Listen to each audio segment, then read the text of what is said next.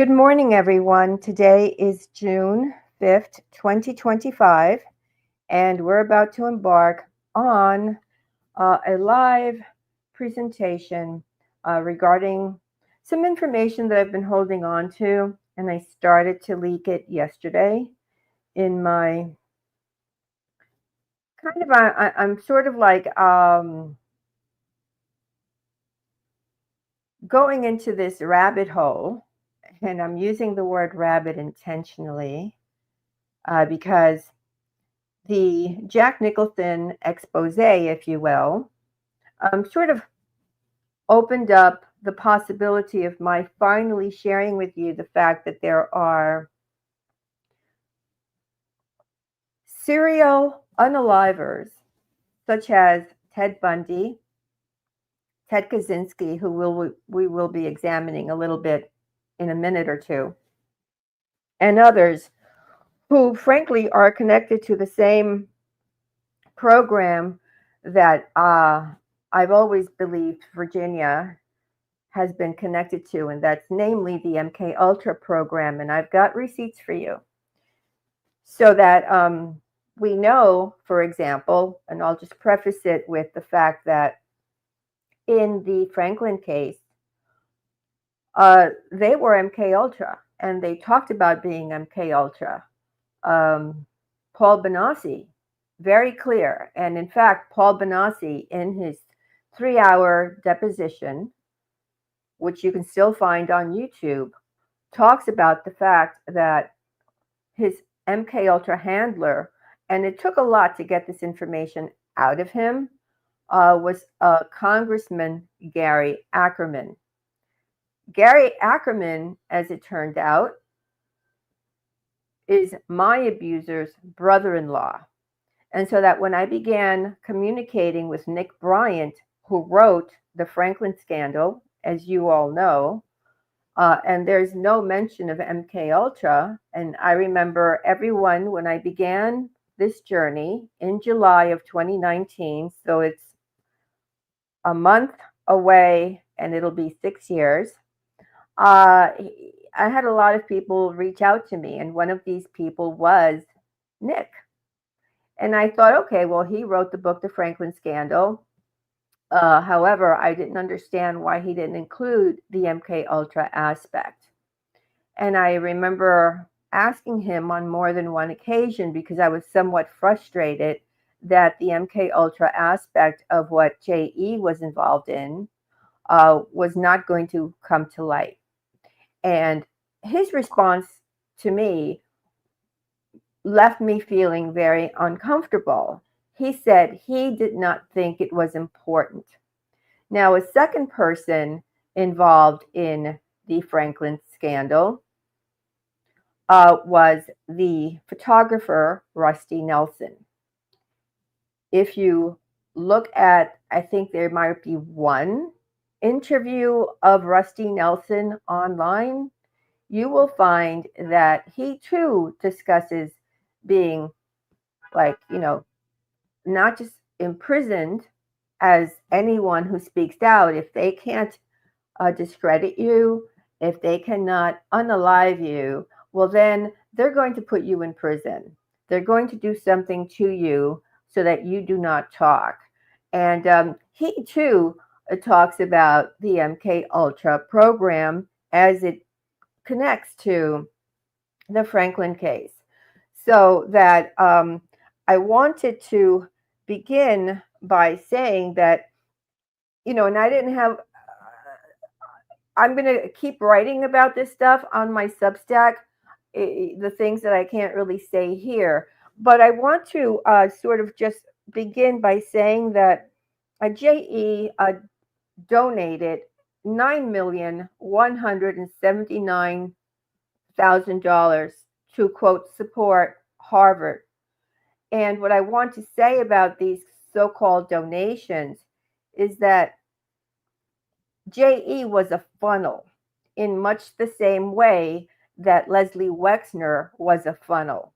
And so on my Substack, I have an article that details how Leslie Wexner in 1991, so before J.E. became involved with Ghislaine Maxwell, Wexner introduced him to the faculty at Harvard. Nobody else talks about this. Wexner was there in 1991. J.E. had a smaller title as some kind of assistant. I would have to go back to my Substack for that article. And actually, I found it years ago, frankly, probably the first year that I began working on this case, because this is a portal. I consider the J.E. case a portal into all the things and many mysteries and unsolved unalivements, such as the Danny Castellaro case and all of that. I consider it a portal, which is why I can keep writing endlessly and I'll never run out of subjects, as you probably have noticed. And so it was in 1991 that Leslie Wexner, who had many corporations, among them Victoria's Secret and Abercrombie and Fitch, and we know that the people who ran Abercrombie and Fitch, Mike Jeffries and his partners, let's say, they too were accused of the same kind of behavior that J.E. was accused of, and frankly, that even Sean Diddy Combs is being accused of. So that while there are lots of people covering this case, no one seems to be able to find a very old article in the New York Times, which again is on my Substack, showing that it was Leslie Wexner.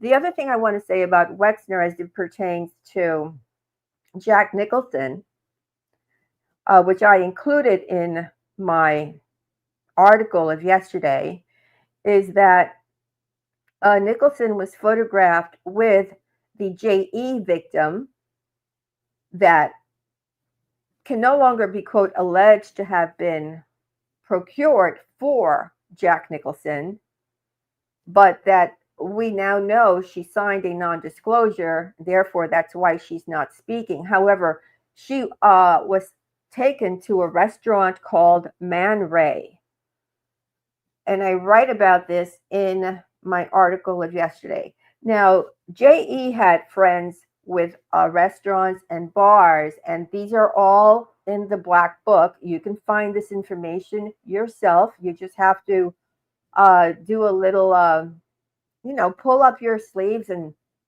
go in there. But he had friends who had bars named MK. Guess what that stands for? MK Ultra. And he had another, the same guy that had the MK bar restaurant also had another one called Area. Guess what for? Area 51.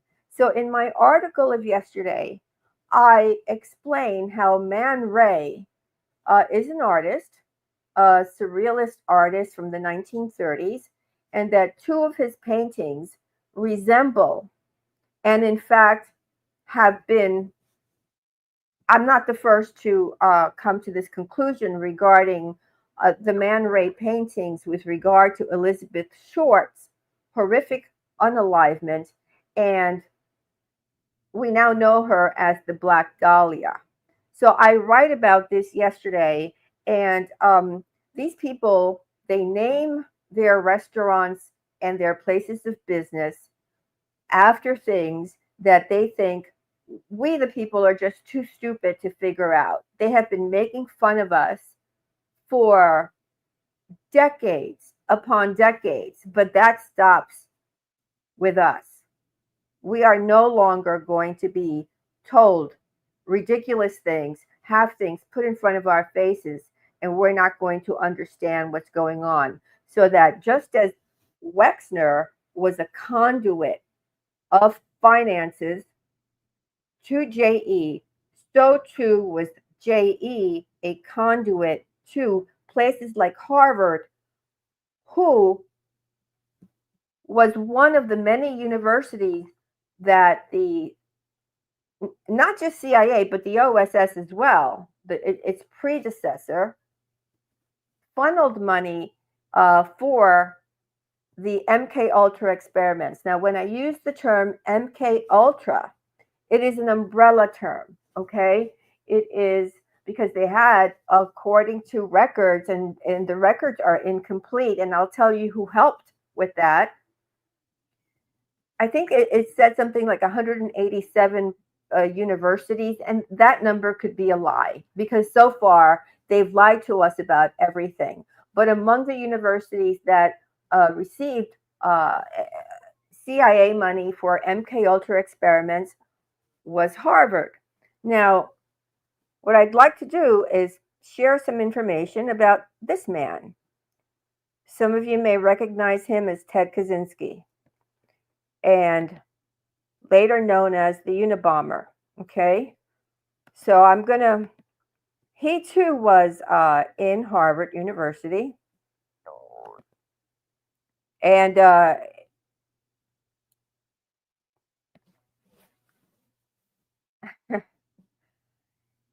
sometimes it's kind of really upsetting to kind of go through this information. So when he was at Harvard,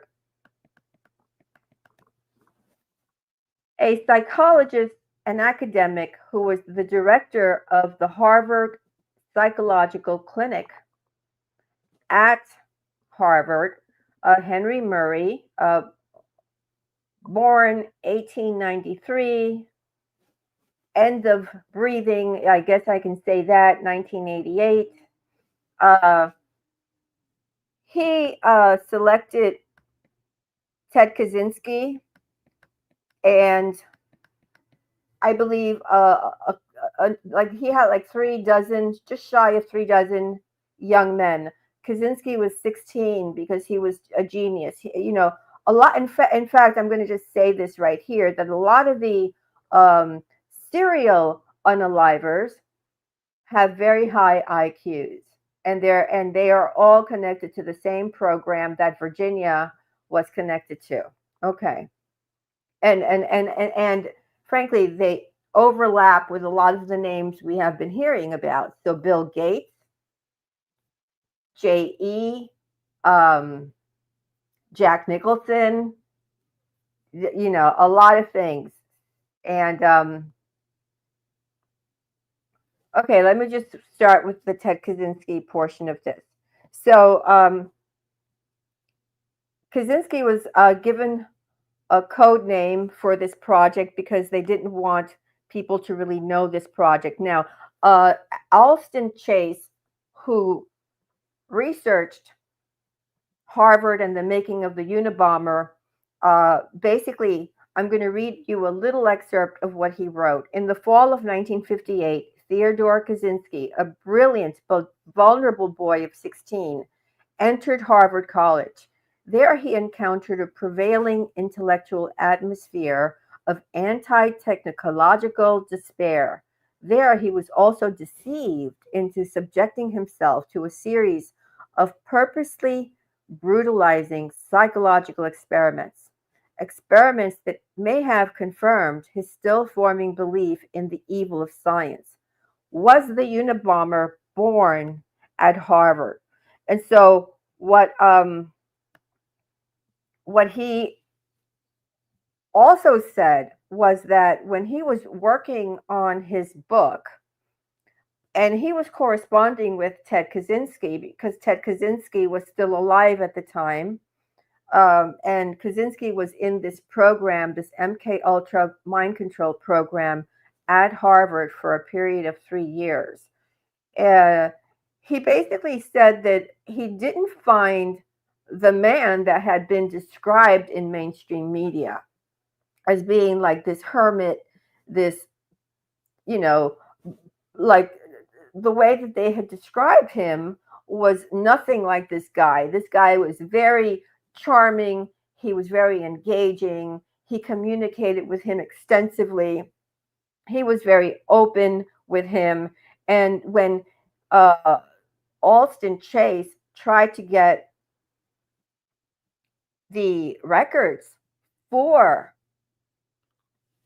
him, for his research, for his book, And there is now a research center named after the man who put Ted Kaczynski through all of this, namely Henry Murray. So when he went to the Murray Research Center to get these files, oh, well, what does he discover? The files are no longer there. What else does that remind you of? The files have been permanently removed. No explanation was given to him. It was just that you go to Harvard, you go to the Henry Murray thing, you want to find information on his experiments, and oh, there are none to be found. Okay, so when Theodore Kaczynski was young, they were, it was done behind a one-way mirror. So that one-way mirror we know has been extensively used. It was used in the houses of ill repute, let's say, that were set up by that guy White in New York and in San Francisco. And this was also done at Harvard, where they were filmed behind a one-way mirror. Each victim was required to relive his humiliation on film. Now, oddly, or not oddly, because this too I have shared with people who read my newsletter, and I'm just going to pull up a slide so that you can see. I told you you're going to get receipts today. You're getting receipts. So after J.E.'s arrest in 2019, clearly the media is all over the story. So one of the people they contacted was Stuart Pavar.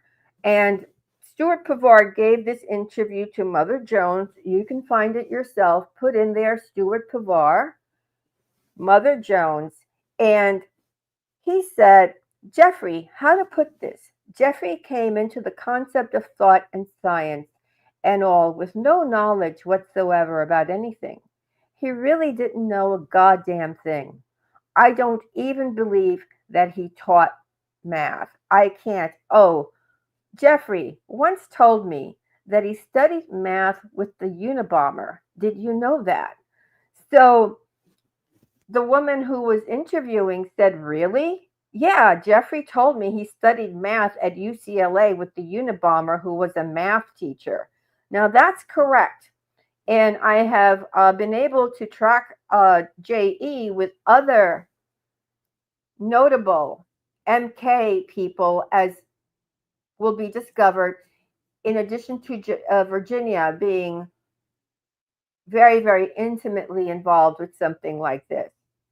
So, I mean, I think that we all know that for years, people have whispered about her butterfly. And I posted this to the stage earlier. So I took that from her Instagram account. It's still there. You can pick it up too. I'm showing you stuff that you yourself can pick up. Now, the Alice in Wonderland thing is a type of programming that is used for MK Ultra. And again, you can just put into any search engine Alice in Wonderland, MK Ultra, and you'll see that it is it's just one of these things that is connected to the MK Ultra programming thing. So that the other thing I want to show you is that I'm going to show you a picture of this guy. And I'm going to take a look at you guys. Hello, everybody. Hi, Jenny. Hi, David. Hi, Toffee. Issy. Hi. Hi, 2020 Hindsight. Hi, D-Day. I'm so happy that you're here. Yeah, you rarely catch a live. So has anybody, I'm just going to ask you, has anyone heard of this guy, Stephen Kosslyn, whose name is, let's say, not as, let's say, sexy as Jack Nicholson, right? So maybe not a lot of people have heard about this guy, but after today, you're never going to forget him. I can promise you that. So Put a 1 in the chat if you have heard about Stephen Kosslyn before. Put a 2 in the chat if you've never heard about him before. I'm going to give you a couple of minutes. Gather your thoughts. 1, you know who he is. 2, you do have no clue. Okay, 2.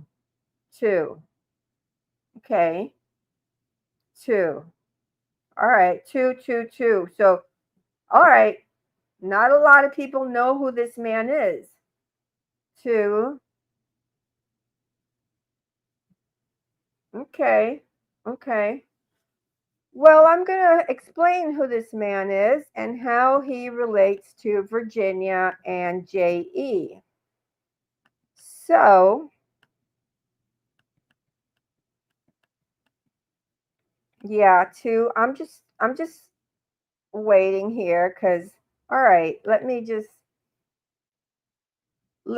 find my photograph that I can share with you.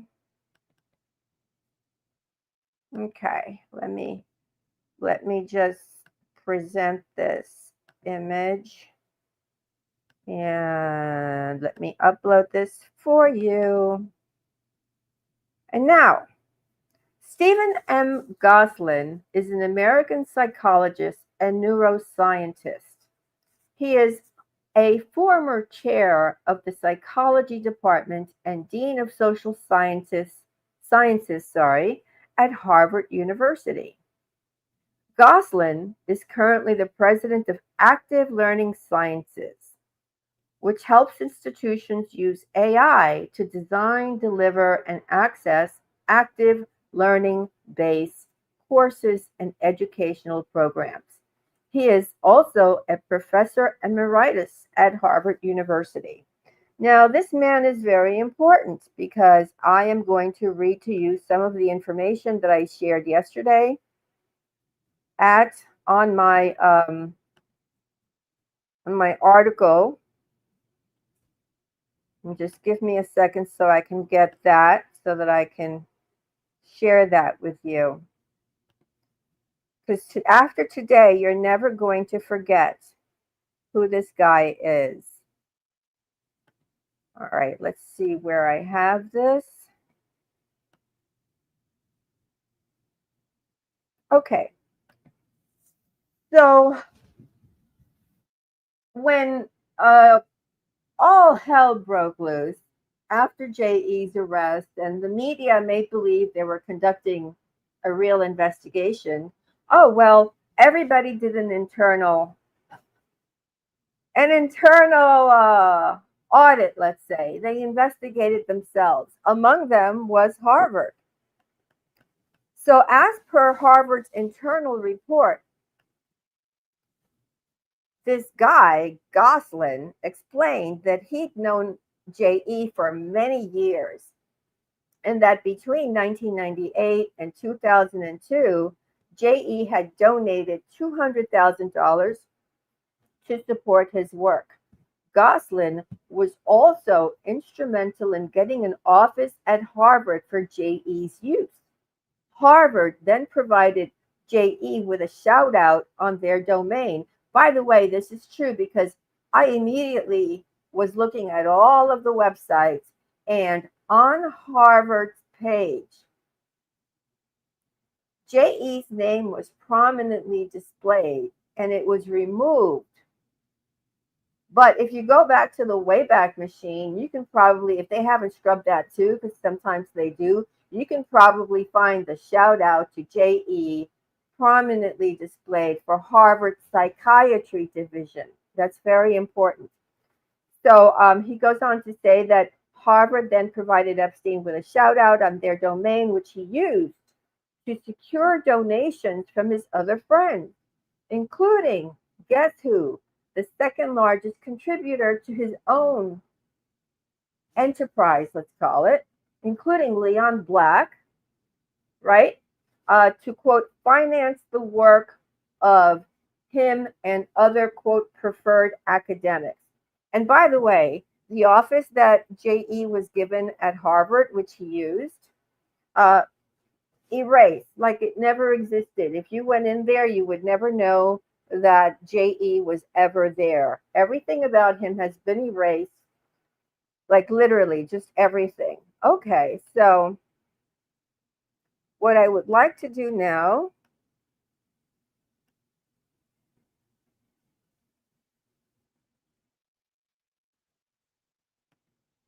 is share a photo of young Virginia, because the years that I just said to you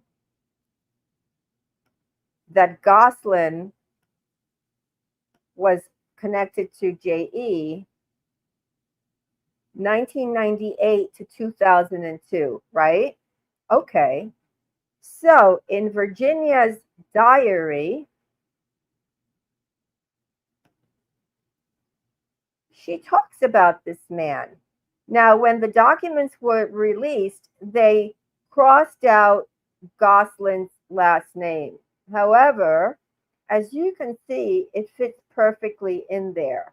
So initially, people were going around trying to figure out if it was a host of other Stevens that were also connected to science or Harvard. But no one really understood who Kosslyn was. And by the way, first I want to read Virginia's own writing about this Kosslyn guy. So 2 weeks later, as if Giuffre was trying to lighten my spirits, he told me I would be going to his island to meet a new client. He is a Harvard professor named Stephen, and by the way, it's Kosslyn, 100%. I'm going to just keep going here. I would be spending 2 days with him, showing him around the island, dining with him, and treating him to a massage whenever he wanted, without Giuffre even verbalizing the need to have SE, the letter X, with him. He told me to keep him happy, like I had my first client. And by the way, the first client that she refers to is none other than Glenn Dubin. All right. I packed my suitcase with island apparel and kissed TJ, her boyfriend at the time, goodbye, who had at least offered me a warm embrace upon the news of my miscarriage. She had had a miscarriage and had been in the hospital before this happened. But not, but she goes on to say, but none other than that, knowing it wasn't his. Stephen, a quirky little man with white hair and a mad scientist look about him. We arrived separately, and I greeted him when one of the housekeepers picked him up from the airport and arrived by boat instead of helicopter, as Giuffre and Glenn often arrive on. We made our acquaintances, and he looked as if he was tripping over himself with words, obviously delighted with his company and location for the weekend. I showed him around, as Giuffre had asked, and took him on an adventurous quad bike ride around the small curvy path, leading the way and letting loose my hair, doing something that gave me a natural high instead of the prescription one. And here we can catch the fact that she's been on prescribed medications by JE from the very beginning. And she and I had, in fact, discussed this via DM on Twitter. So this site alone was breathtaking from the mountainous peaks of the untouched parts of the island. We sat at a cliff and just sat there, not saying a word to each other. And then, so that what I want to say, in case you guys have not figured this out, is that Kosslyn had the very same position as Murray. In fact, he had a much higher position than Murray, who created the Unabomber. And there's a whole series of MK Ultra connected serial unalivers. But Stephen Kosslyn, how is it that Stephen Kosslyn has the very same position, in fact, a higher position, because he makes it possible for JE to have an office at Harvard, So, and this guy is also doing MK Ultra experiments.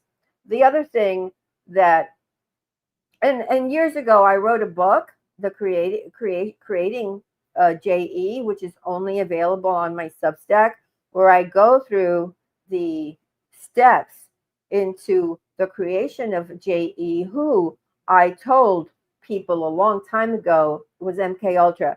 Now, some of you may know that I have had ongoing, from the beginning of this, I had ongoing communication with Bill Hamilton, who created the Promise software.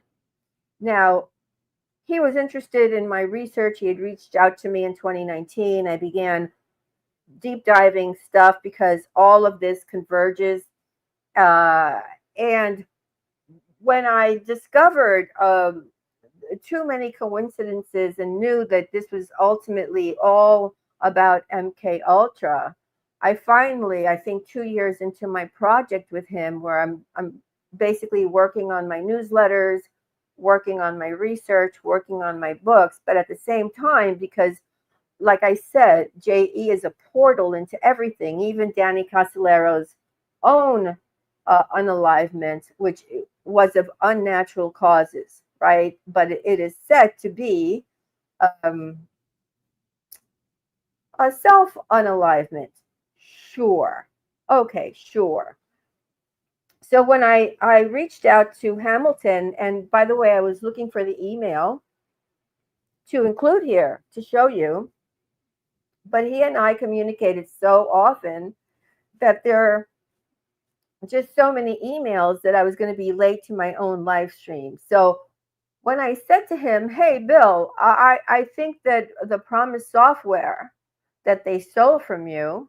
So if you don't know about the Promise software and Bill Hamilton and the Inslaw thing, just do a quick Google. I know I have it in my book, Jeffrey Epstein, Predator Spy. If you have that handy, you can read about that there. And of course, it connects to Robert Maxwell, which, you know, everything is round and round and round and round in this world. Hold on, let me grab some water.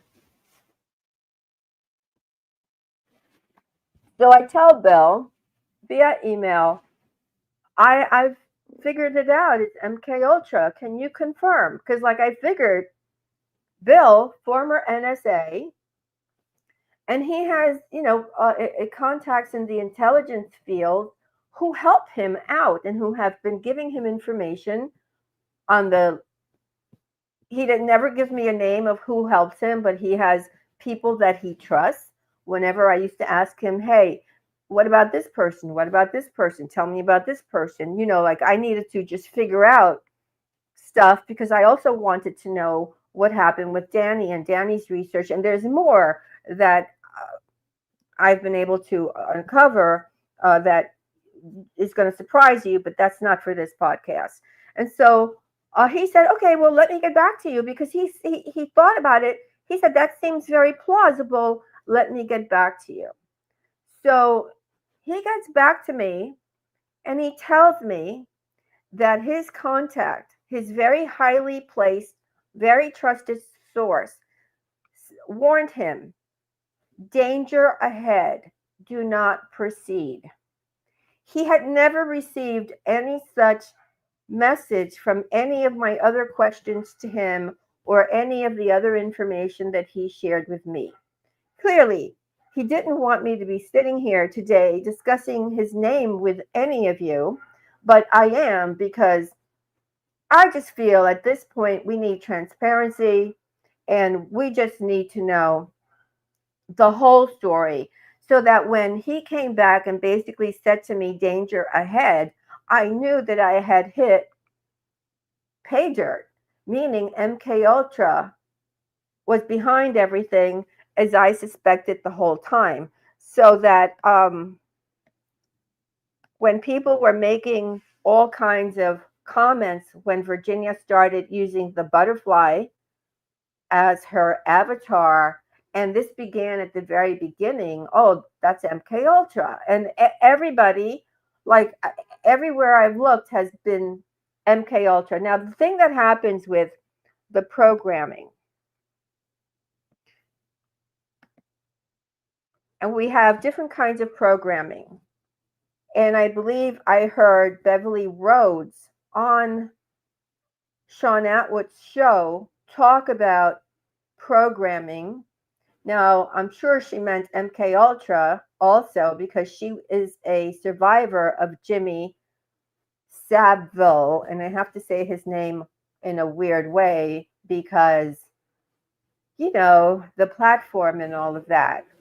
So that she said that, and she's correct, that because I've spoken to other survivors of MK Ultra, and the programming has a KILL switch.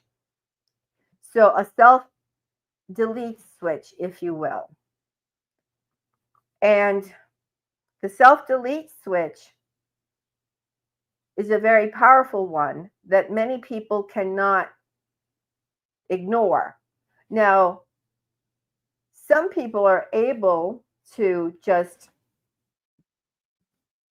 grow out of it and not be programmed anymore. But when I discovered that not only was Virginia recently cremated, but no autopsy was done, no autopsy, she's found unresponsive. They immediately say, oh, it's an OD, it's a self unalivement. Well, I don't know about that anymore. I started to be very suspicious about the fact that no autopsy, and then they cremate her. The other person that was cremated, by the way, was Danny Castellero without the family knowing.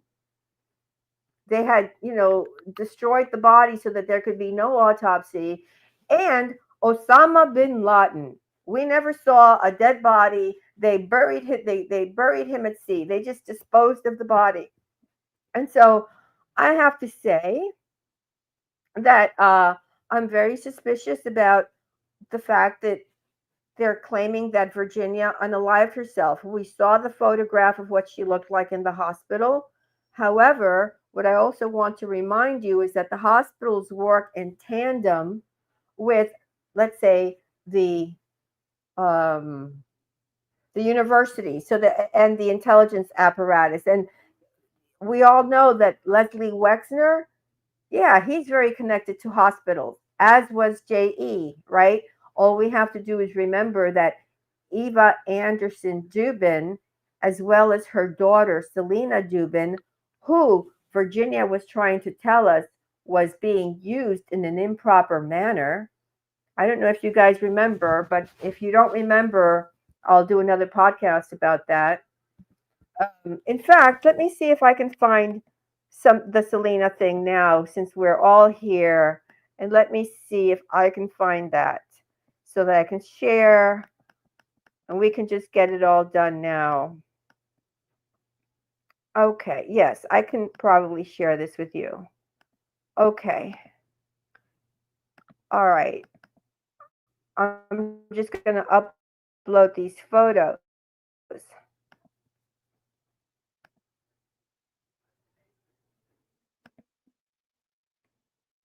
All right.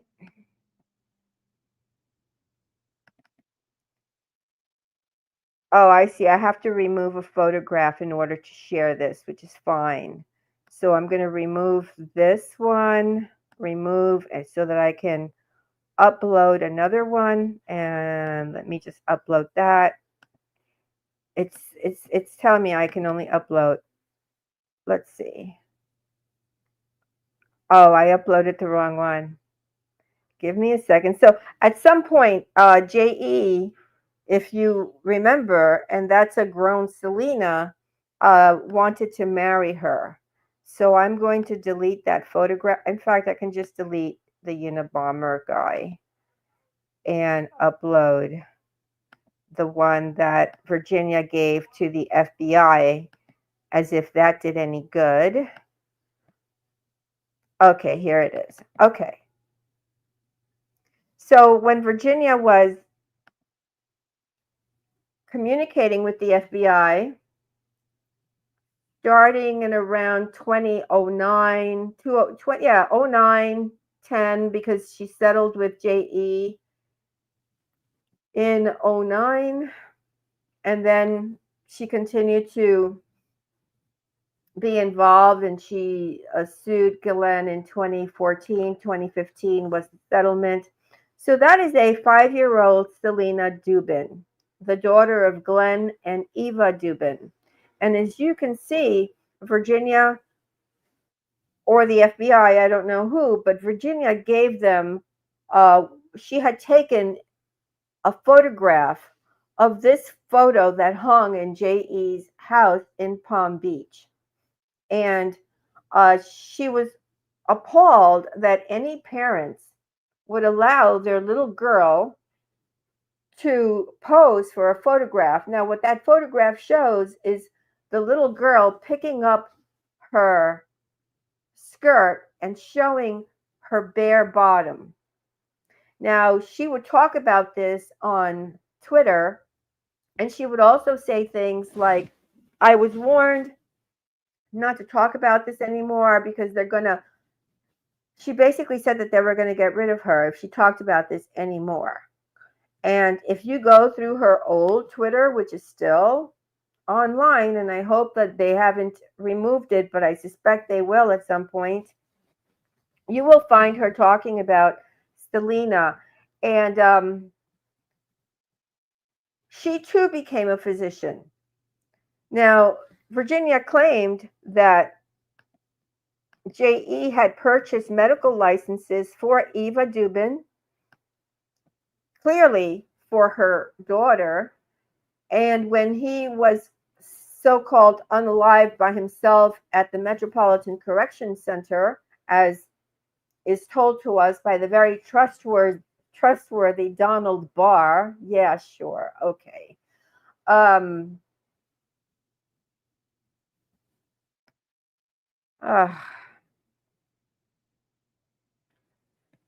He had a girlfriend, and we have to use the word girlfriend with JE in a very weird way. He never had a girlfriend, not even Eva. They were paired off.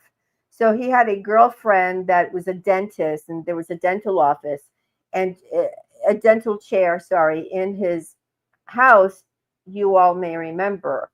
Well, apparently Virginia was saying that all of these doctors, even like Melanie Walker, a lot of people, they did not have the normal license that people get when they go through medical school in the proper way, that instead it was purchased by JE. And my reason in bringing this up is because a hospital with these fake doctors who are working for intelligence as well could have done anything to Virginia when she checked herself into the hospital and she was told, oh, I have 4 days to live, because they discovered that something was wrong with her liver.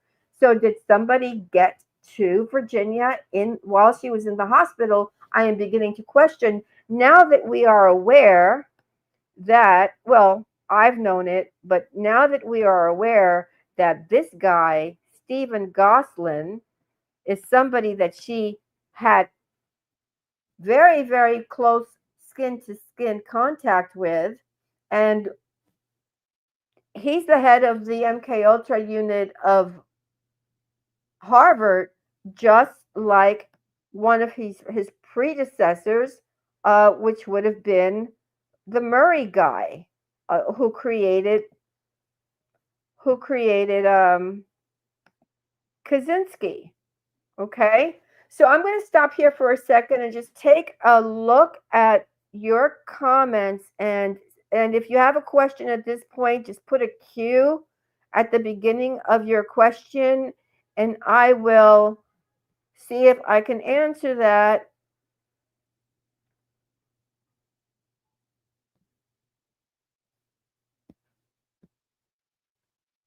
Okay, so I'm going to wait. So I'm going to stay on topic. I'm not taking questions that are outside of what we're discussing. So if you have a question, I'm going to give you a couple of minutes.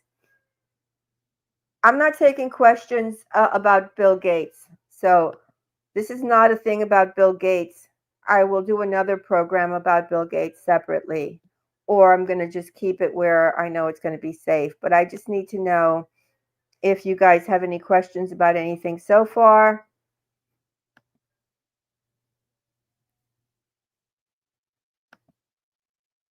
Yeah, I don't trust the medical system. I don't trust the medical system at all. But in Virginia's own writing, there it is. And by the way, there's no other name that starts with Stephen that has exactly those letters. And it makes perfect sense because he was being financed by JE and JE, and he was the chair of the psychology department at Harvard, the same position that Murray had. And and it's just actually it's just quite frightening. It's quite frightening. Um, okay, so I'm seeing that you guys don't really have any questions.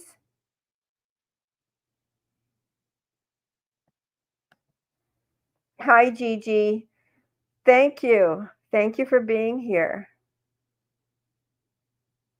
Let's see what's this. Justice Scalia, a devout Catholic, got cremated. One of the last to see him alive. Obama, go figure. Uh, you are so right. Okay.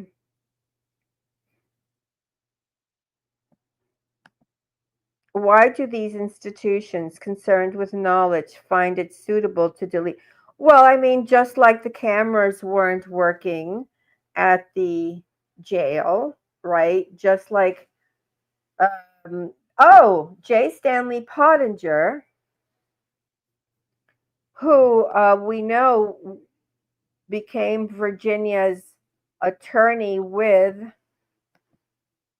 David Boies and Bradley Edwards. Well, J. Stanley Pottinger played and again, you can find it in old newspapers, played a very large role in the destruction of most of the documents of the MK Ultra program. So in late 1974, uh, a report just shy of 700 pages called Family Jewels was given to uh, Hirsch. I'm trying to remember his first name, but Hirsch was why let me just find his name right now. Hirsch. Uh, family Jewels. Seymour Hirsch. Okay, it was given to Seymour Hirsch. At the end of 1974, Hirsch, and it went into all kinds of illegal things, shy of 700 pages. You can find this report yourself. Family Jewels, it's called. I'm going to just write it here so that you guys can remember it. Family Jewels, internal CIA report. Okay. All right. And that's the report that was given to Seymour Hirsch. So Seymour Hirsch writes his first article, which appears in the New York Times. Now, the New York Times was geared toward the middle class of the United States. And at the time, people read the newspaper. When the middle class of America were outraged, and at the time, there was more freedom of speech and people were very upset. Well, that's when the church committee hearings were created. They were headed by Frank Church, and sitting alongside him was John, the John guy. What's his name? Let me just find out if I can get his name. John Tower, who we know enabled, this is just such a tangled web, enabled Robert Maxwell to steal the promised software. So we're back to the promised software. However, it created the whole thing for the Frank Church Committee hearings. Now, the predecessor to CIA, let's see, so Kennedy fired Alan Dulles, and then we had, so the church committee hearings, CIA director, let's see, that was the CIA director. Yeah, I mean, they talked about the poisoner in chief, which is Gottlieb. I mean, this whole thing, I mean, I can probably stay here all day because there's like one link after another, after another, after another. Then we have William Colby. But William Colby, predecessor, was William Colby. His predecessor is the person that was helped by J. Stanley Pottinger. And again, you can find this stuff. You can find this stuff online. Director, so the 10th director. So it would be the ninth director of CIA.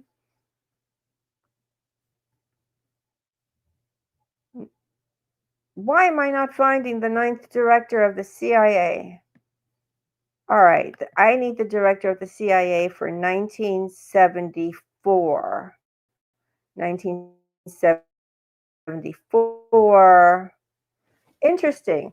Okay, well, okay. So what happened was he was helping Richard Helms, and then we had an interim director, James Schlesinger, and then we had William Colby, and very like almost in the same year. So he was helping. J. Stanley Pottinger helped Richard Helms destroy most of the records that would have exposed the MK Ultra program.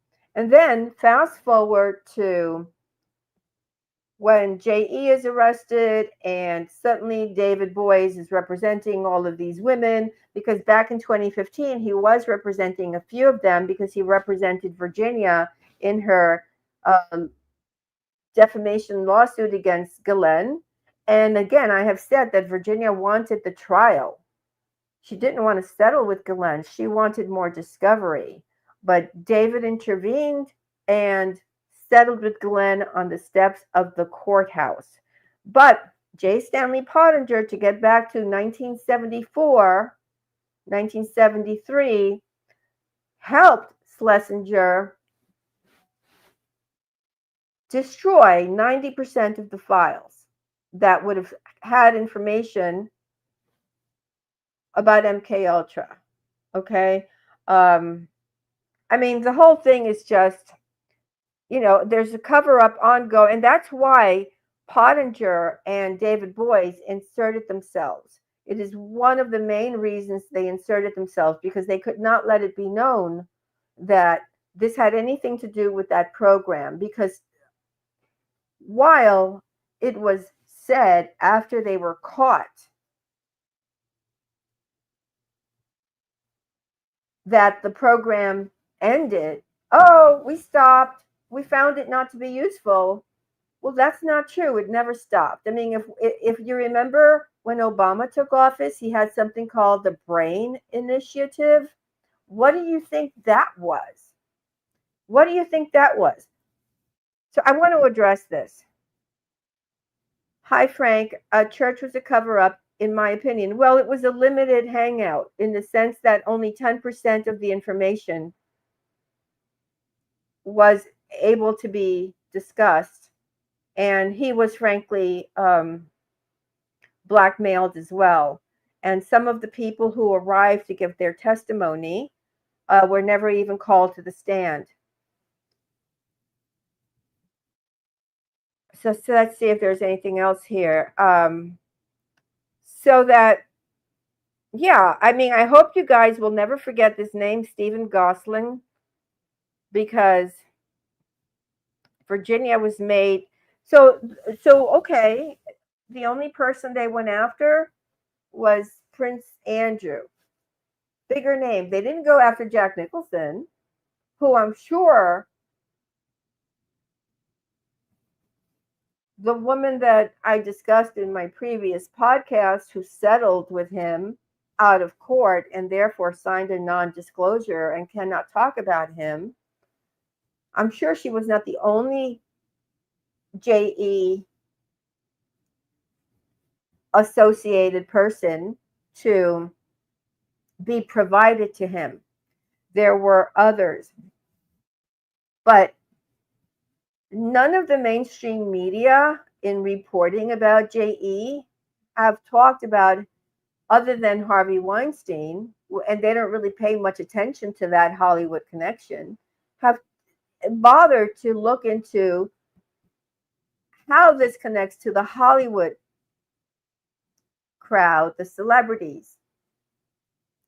And I want to remind you that the very first movie that Jack Nicholson was in, I'm gonna just wait. Don't Google. Don't search. This is a test. What is the very first movie that Jack Nicholson did? Go. Let me know in the comment section without cheating. Do you know the first movie that Jack Nicholson did? I'm going to count to 10. 1, 2, 3, 4, 5, 6, 7, 8, 9. Okay. The very first movie that Jack Nicholson did is One Flew Over the Cuckoo's Nest. Yeah, but I just said it, so I beat you by 2 seconds. No, no, no. It's One Flew Over the Cuckoo's Nest. Okay. Well, that was made by the book was written by Ken Kesey. Ken Kesey is CIA, LSD, part of the counterculture. Who do they select? Jack Nicholson. Jack Nicholson, who is now known to have been a JE so-called client. So about Easy Rider, I was transportationed to Dennis Hopper, who was an Easy Rider. Now, all of these guys are interconnected. We know that Nicholson's house was connected by tunnels underneath to the Playboy Mansion, Hugh Hefner, and everything else that happened there. Very strange things. Yeah, yeah. Easy, cool. Yeah, so, I mean, it's amazing how much we're not being told. However, now I think that yeah, tell me about it. Okay, so let me just say that when I was transportation to Hopper, and I mentioned, and it's in my memoir, I just gave him a different name. So my memoir, The Billionaire's Woman, I write about him and a very famous artist. Now, when I met Hopper, it was a very uncomfortable experience. And I'll share this with you. I don't mind. Um, he didn't want to leave my side. When we are now listening about the Diddy trial and things that go on for multiple days, the good thing is that with Hopper, he just wanted to talk to me and hug me, but it was 11 hours of nonstop listening to him, and it was very disturbing. At the time, I didn't understand why it was very disturbing, but his energy was off. There was something very strange about him. He looked like a wild man, his eyes at least. I didn't know who he was at that moment in time. What he wanted to do was take me to another a city uh, to hook up with Sean Penn. And Sean Penn, by the way, owned the restaurant that Jack Nicholson's party was being held at called Man Ray that I discussed earlier here, that resembles uh, the artist whose paintings resemble the disbodied and atrociously horrific unalivement of Elizabeth Short, aka the Black Dahlia. And so he wanted to take me to meet Sean Penn. And then they were going to, the plan was to put me on the payroll for movies and give me $1,000 a week. Yeah, whoopee. So anyway, I couldn't get rid of him fast enough, but it took 11 hours. And I was so, it was the first time that I was just beside myself. He happened before I met my abuser. So a lot of these people that I met were very powerful people. All of them wanted to whisk me off somewhere. Um, and I would just try to just stay away from these people to the best of my ability. And I didn't know how to do much of a lot to protect myself. But I just was very uncomfortable with him. And I just didn't have anyone to help me or to protect me. Now, many years later, when I was able to leave my own abuser, and that was a very long period of its own,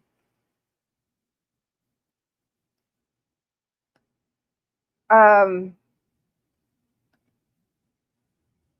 was approached by two entertainment law. There were two attorneys involved in the entertainment field. I want to see.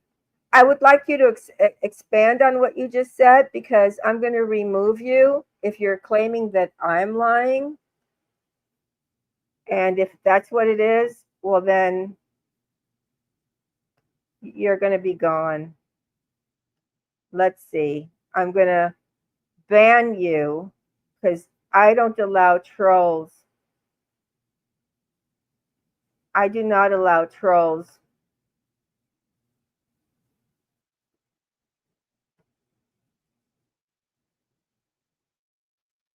Okay. I'm going to probably have to get a moderator, right? Yeah, it was scary. I mean, one of the things he did was he did impressions. He pretended to be Elvis Presley. He told me about Natalie Wood. It's just very odd things. But anyway, so years after I was able to leave my own abuser, I was contacted by two Hollywood attorneys and told to come to their office. And I'm like, okay. And so I took one of my friends, an older man, because I just didn't feel safe going to this office, even though it was just a law firm.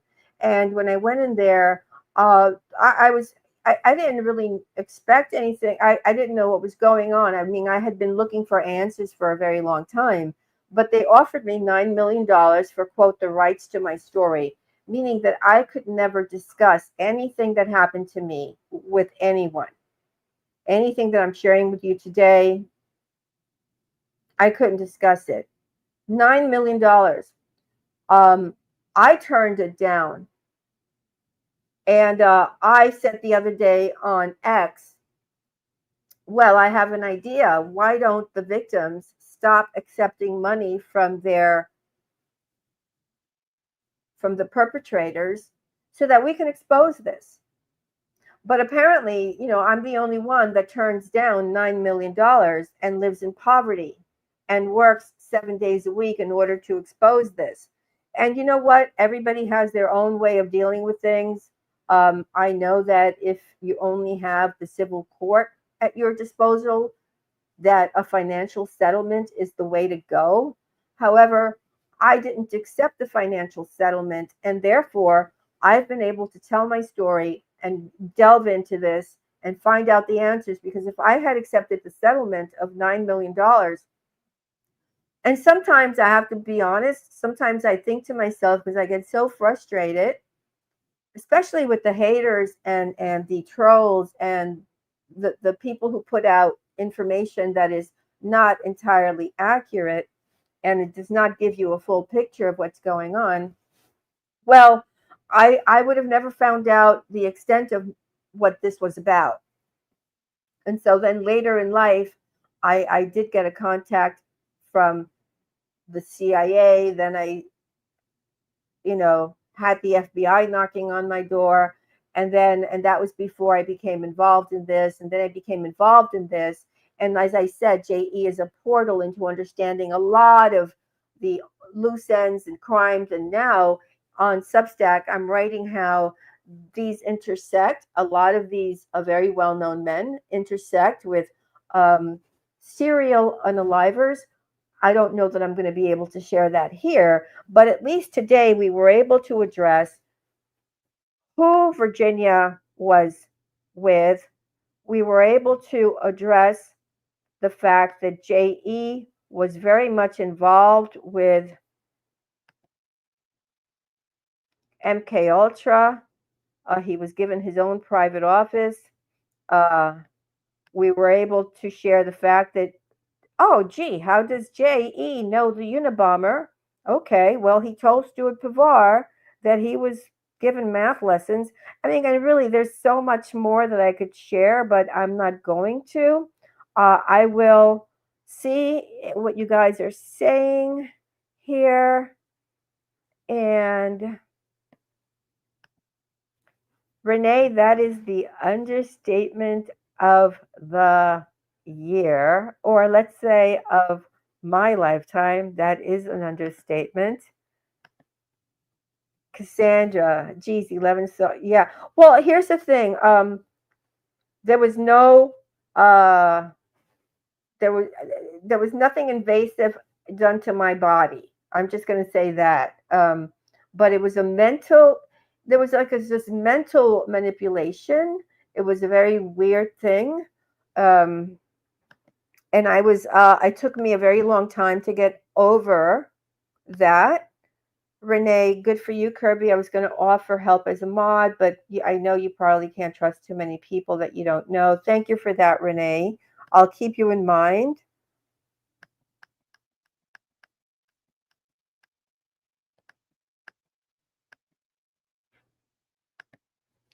Toffee, please get a moderator. Yeah. Yeah, I'm going to probably reach out and see if he can share a moderator with me. Let's see.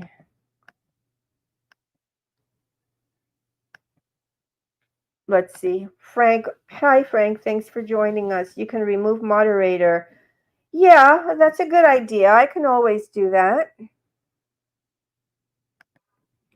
D-Day. I got to go back, listen to $1 Million Bash about them turning down an invitation to Warren Beatty. Well, Warren Beatty is connected to a lifelong friend of JE that I write about on my, I hate to keep saying Substack, but sometimes I'm just really, you missed the Murray guy. Well, I would normally, somebody else would say to you, well, listen to the beginning of the podcast. But I will tell you who the Murray guy is again. Henry Murray, Henry A. Murray. And while there are some people who claim, or who keep saying repeatedly that Alston Chase has done the definitive work on the Unabomber, that's not true. There's a lot more. There's a lot more to that story that has not been told. And I know that one of my very good friends, Professor Hamamoto, always cites Alston Chase as the ultimate authority on Ted Kaczynski, Harvard, and Henry Murray. But with all of the information that I've been able to dig up, there's a lot more meat on that bone. So that's a good book for a primer, for a starter, but it's not the end all be all. In fact, I don't think we've got an end all be all with a lot of things. Okay. Yeah, that's a good point. That's right. Righty Bulger, the Boston Winter Hill gang mobster, was part of MK Ultra. Yes, exactly. Yeah, I love him too, but some of us, I just don't agree with everything. I love him too. I love him, but uh, Alston Chase is not the only book you should read, you know. And let's see if anybody else is, it's the first time I've had to like literally ban someone from the live stream. But somebody must have been watching and knew that I was going to do. The other side likes to oh, the other thing I want to share with you before leaving is after I did the podcast the other day on Nicholson, Jack Nicholson, and I had begun to go down a deep dive, and I did that on my Patreon. If you're on my Patreon in March, I began part one of my deep dive into Jack Nicholson, where I made the discovery that he's a second generation, and now he has, what I understand, is a third generation of this, let's call it group.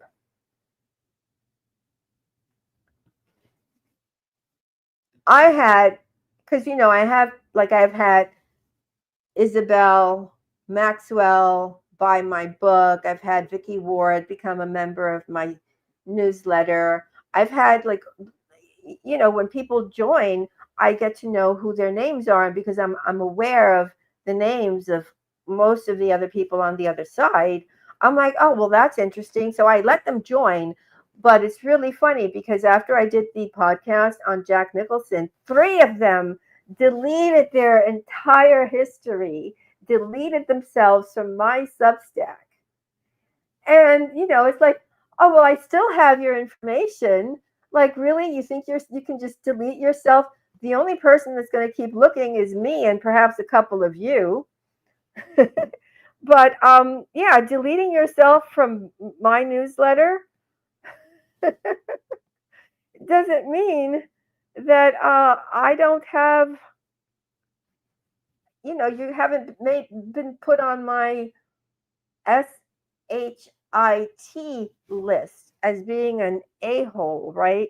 But anyway, all right, well, I think I have been here for well over an hour, and I'm going to say that I hope that I've cleared this up. I've given you some receipts. Don't forget the name Stephen Kosslyn.